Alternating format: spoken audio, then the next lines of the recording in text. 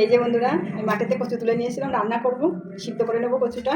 আর এই যে দেখুন, বাজারতে আমি রুই মাছ এনেছি, জ্যান্ত পুকুরের মাছ, মাছ দিয়ে রান্না করব কচু। এই যে বন্ধুরা, মাছটা কেটে ধুয়ে নিয়েছি, লবণ হলুদ মাখিয়ে নেব। কড়াই গরম হয়ে গেছে, তেল ছিল কড়াইতে, ওই তেলেই দিয়ে দেবো একটু তেল। তেল গরম হয়ে গেছে বন্ধুরা, মাছটা ভেজে নেব। এই যে বন্ধুরা, আমি কচুটা সিদ্ধ করে নিয়েছি, বেছে নেব। এই যে দেখুন, এই কচুটা সিদ্ধ করে রান্না করলে খেতে খুব দারুণ লাগে। বেছে নিয়েছি। মাছের তেলে আমি আরেকটু তেল দিয়ে দেব।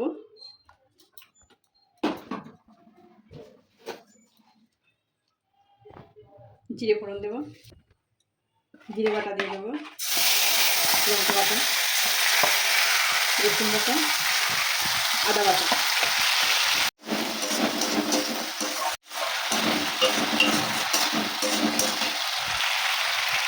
ধনে গুঁড়ো দেবো, লবণ দেবো, হলুদ গুঁড়ো, লঙ্কা গুঁড়ো দিয়ে দেবো একটু,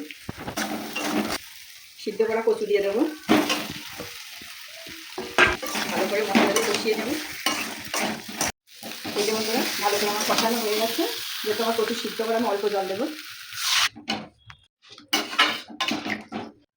ভাজা মাছ দিয়ে দেবো,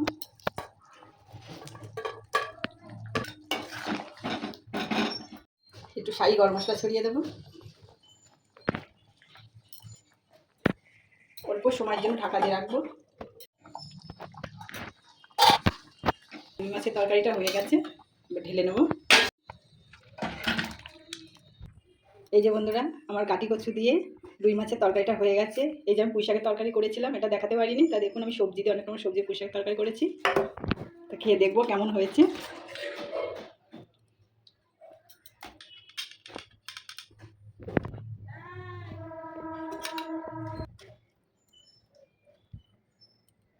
বন্ধুরা, খেতে দারুণ হয়েছে, যেহেতু আমাদের ক্ষেতেরটা।